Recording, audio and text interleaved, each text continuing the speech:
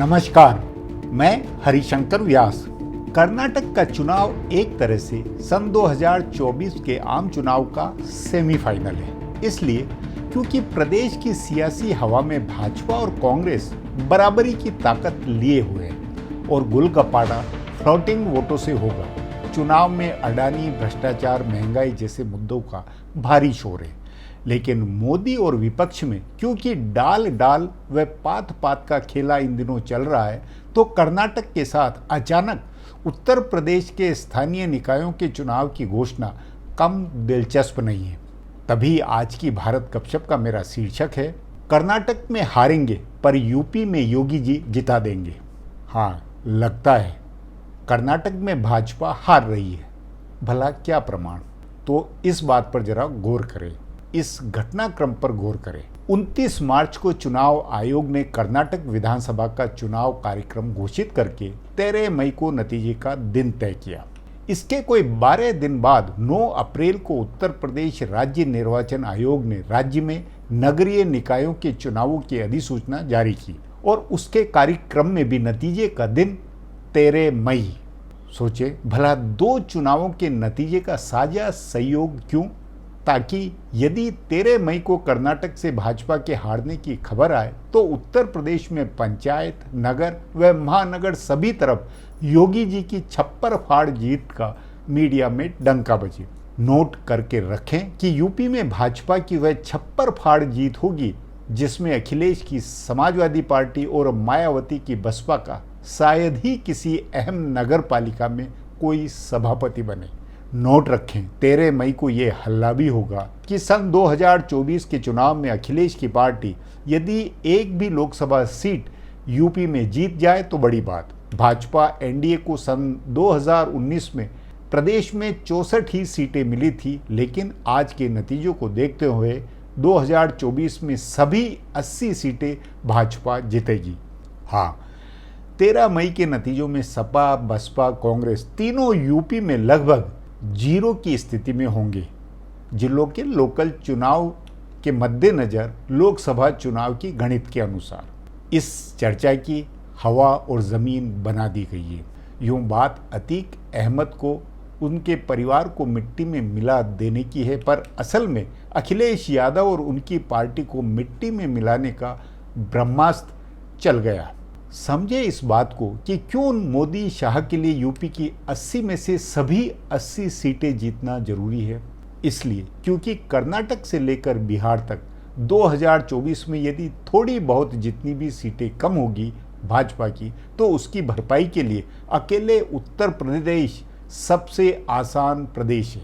मुलायम सिंह को नरेंद्र मोदी ने यूं ही पद्म विभूषण नहीं दिया, वह अखिलेश यादव के पद्म पुरस्कार लेते हुए फोटो शूट से हुआ है। तो उससे मुसलमान व यादव दोनों मतदाताओं सहित तमाम मोदी विरोधी वोटों में सीधी मैसेजिंग है कि अखिलेश भी भाजपा की अनुकंपा पर जीने वाले हैं नेता है।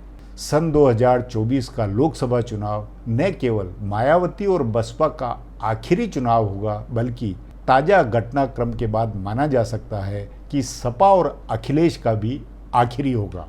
दोनों नेताओं को यह आभास नहीं है कि उत्तर प्रदेश के लिए योगी आदित्यनाथ अब भाजपा संघ के वे इकलौते चेहरे हैं जो लगातार यूपी में जीतेंगे और दिल्ली में सरकार बनवाए रखेंगे। बुलडोजर या अतीक अहमद परिवार को जिस तरह लाया ले जाया गया और उसके बेटे के एनकाउंटर और बाद में अतीक की भी मौत के बाद यूपी और पूरे देश में योगी के भगवा हुक्कारे का भारी जोर है। इसके आगे नरेंद्र मोदी का भी कोई मतलब नहीं है। सो संभव ही नहीं जो योगी के रहते आगे अखिलेश यादव अकेले कुछ भी वजूद बनाए रख सके। सन 2024 के लोकसभा चुनाव में यूपी की 1-2 सीट छोड़कर सभी सीटें भाजपा की होगी। फिर उसके रोड रोलर से विधानसभा चुनाव में सपा को यदि 50 व 75 सीटें भी मिल गई तो वह अखिलेश का आखिरी चुनाव मतलब मायावती जैसा हश्र इसलिए होगा क्योंकि मेरा मानना है कि सन 2024 के चुनाव के बाद पूरे देश और खासकर उत्तर भारत में ओवैसी के साथ मुसलमान शिफ्ट हो जाएगा। हाँ, नौजवान मुसलमान अभी भी लगातार ओवैसी भक्त होता हुआ है, लेकिन 2024 में भाजपा की जीत के बाद तो मुसलमान सभी तरह के, सभी उम्र के ओवैसी की पार्टी के झंडा बरदार होंगे। बहरहाल 13 मई को कर्नाटक में मोदी के जादू का फेल होना संभव है, लेकिन यूपी में योगी आदित्यनाथ के जादू से अखिल भारतीय डंका भाजपा का बनेगा।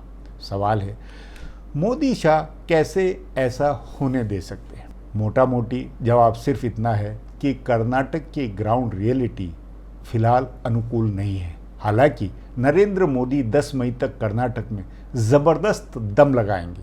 भाजपा किसी भी सूरत में कांग्रेस को वहां जीतने नहीं दे सकती। सोचिए, यदि कांग्रेस जीत गई तो क्या फिर वह समय का फेर नहीं होगा? मतलब डाल डाल के जवाब में समय क्या अब अपने आप राहुल गांधी, कांग्रेस, अडानी, नीतीश कुमार, अरविंद केजरीवाल आदि से भाजपा के लिए आफत बनाता हुआ है? सब कुछ क्या उल्टा नहीं पड़ रहा है? विरोधी नेताओं का चुपचाप अपने आप शह और मात का खेल क्या बढ़ता हुआ नहीं है? इस सियासी गपशप में अगला खुलासा इस हेडिंग से है, कर्नाटक में शह मात का खेल।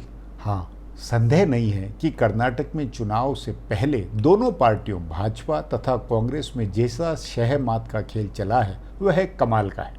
दोनों राष्ट्रीय पार्टियों के प्रदेश नेताओं ने केंद्रीय नेतृत्व को नचाया। कांग्रेस का राष्ट्रीय नेतृत्व तो खैर कमजोर है, लेकिन भाजपा का नेतृत्व नरेंद्र मोदी और अमित शाह भी प्रदेश की राजनीति और घटनाओं को संभाल नहीं पाए। प्रादेशिक छत्रपों को काबू करना उनके लिए भी मुश्किल हुआ। भाजपा के आला नेता कर्नाटक में गुजरात फार्मूला लागू कराने में लगे हुए थे, लेकिन हालात वहां हिमाचल प्रदेश जैसे हो गए। भाजपा आलाकमान को लग रहा था कि बीएस येदियुरप्पा ने जितनी आसानी से मुख्यमंत्री का पद छोड़ा था उतनी ही आसानी से राजनीतिक जमीन भी छोड़ देंगे। लेकिन वे धरती पकड़ नेता है। वे अड़ गए और मोदी शाह को मजबूरी में उनकी सारी बातें माननी पड़ी। कई नेता इस फिराक में थे कि येदियुरप्पा के बेटे बीवाई विजेंद्र को वरुणा सीट पर सिद्धरमैया के खिलाफ लड़ा दे तो शुरू होने से पहले ही उनका राजनीतिक सफर समाप्त हो जाएगा। लेकिन येदियुरप्पा अड़ गए और बेटे के लिए अपनी पारंपरिक शिकारीपुर सीट तय कराई। इसके अलावा उत्तरी और तटीय कर्नाटक के लिंगायत बहुल इलाकों में अपने तमाम समर्थकों के भी उन्होंने टिकट कराए। पार्टी नेतृत्व पर दबाव बनाने की जरूरत पड़ी तो वे दिल्ली में चल रही बैठक छोड़कर वापस लौट गए। नतीजतन उनके सभी लोगों को एडजस्ट करना पड़ा है। इसी तरह बेलगावी के इलाके में भाजपा नेतृत्व को मजबूरी में जर किहोली परिवार के हिसाब से टिकटें देनी पड़ी। दो सगे भाई रमेश और बालचंद्र जर किहोली भाजपा की टिकट से लड़ रहे हैं और उनके सभी समर्थकों को टिकट दी गई है। जर किहोली परिवार की वजह से भाजपा को दिग्गज नेता लक्ष्मण सावदी की टिकट काटनी पड़ी। पूर्व उप मुख्यमंत्री लक्ष्मण सावदी मजबूत लिंगायत नेता है, सो टिकट काटे जाने से नाराज होकर उन्होंने पार्टी छोड़ने का ऐलान किया और वे कांग्रेस में गए। पार्टी के नेताओं ने उनको मनाने की बहुत कोशिश की। उधर बेल्लारी में विवादित रेड्डी बंधुओं के हिसाब से भाजपा को टिकट बांटने पड़े। सोमशेखर रेड्डी को बेल्लारी शहर से टिकट दी गई। पिछले चुनाव से पहले अलग पार्टी बनाने वाले बी श्री रामुलु को भी बेल्लारी देहात से लड़ाया गया। वे रेड्डी बंधुओं के करीबी है, इसलिए येदियुरप्पा, जर किहोली परिवार और रेड्डी परिवार ने अपने हिसाब से नरेंद्र मोदी और अमित शाह से अपने टिकट तय कराए। शह मात के खेल में प्रादेशिक छत्रपों ने बाजी मारी। भ्रष्टाचार के आरोप में मंत्री पद छोड़ने वाले पार्टी के कद्दावर नेता केएस ईश्वरप्पन तो पार्टी की बात मानकर लड़ाई से हटे, लेकिन अपने बेटे को टिकट देने की बात पर वे अड़े रहे। पार्टी के एक और विधायक एमपी कुमारस्वामी ने टिकट नहीं मिलने पर पार्टी छोड़ दी। कुल मिलाकर पार्टी ने गुजरात फार्मूले से अलग बहुत ही कम विधायकों की टिकटें काटी है। केवल 19 विधायकों के टिकट नहीं दिए जाने की खबर है, लेकिन उसमें भी कई नेताओं के बेटे बेटियों, पत्नी या दूसरे रिश्तेदारों को टिकट दिए गए। जिनके रिश्तेदारों को टिकट नहीं मिली है वे कांग्रेस की टिकट से चुनाव लड़ रहे हैं या निर्दलीय लड़ने की तैयारी कर रहे हैं। ऐसे ही कांग्रेस में भी शह मात का कमाल का खेल चला है। सिद्धरमैया ने इस चुनाव को अपना आखिरी चुनाव बताया है और मुख्यमंत्री पद की दावेदारी पेश की है, तो दूसरी तरफ प्रदेश अध्यक्ष DK शिव कुमार अपने बंदोबस्तों से चुनाव लड़ा रहे हैं, तो उनकी भी अपनी दावेदारी है। लेकिन उनको लगा कि वे सिद्धरमैया के मुकाबले कमजोर पड़ रहे हैं, तो उन्होंने पार्टी के राष्ट्रीय अध्यक्ष मल्लिकार्जुन खड़गे का नाम आगे कर दिया। शिव कुमार ने कहा है कि उनको खड़गे के साथ काम करने में कोई दिक्कत नहीं है। ध्यान रहे, इससे पहले खड़गे 3 बार मुख्यमंत्री बनने से चूके हैं। उनकी दावेदारी बताकर शिव कुमार ने एक तीर से 2 शिकार किए हैं। उन्होंने दलित वोट सुनिश्चित किए हैं, तो साथ ही सिद्धरमैया की दावेदारी कमजोर की है। ध्यान रहे, सिद्धरमैया लंबे समय से खड़गे के करीबी रहे। अभी कांग्रेस ने चुनाव जीता नहीं है, लेकिन बावजूद इसके पार्टी नेताओं के बीच मुख्यमंत्री पद के लिए शह मात का खेल शुरू हो गया है। और इसी के साथ यह भी सत्य है कि कांग्रेस और भाजपा में भी नेताओं की अदला बदली, नेताओं को अपने यहाँ लेने का भी खूब दावपेच, खूब तरह की राजनीति हो रही है और होगी। इसी तरह का कुछ खेल JDS में भी चल रहा है, लेकिन उसके अंदर देवगौड़ा परिवार के भीतर का ही खेला है। बहरहाल यह एपिसोड अब यहीं समाप्त। बहुत बहुत धन्यवाद।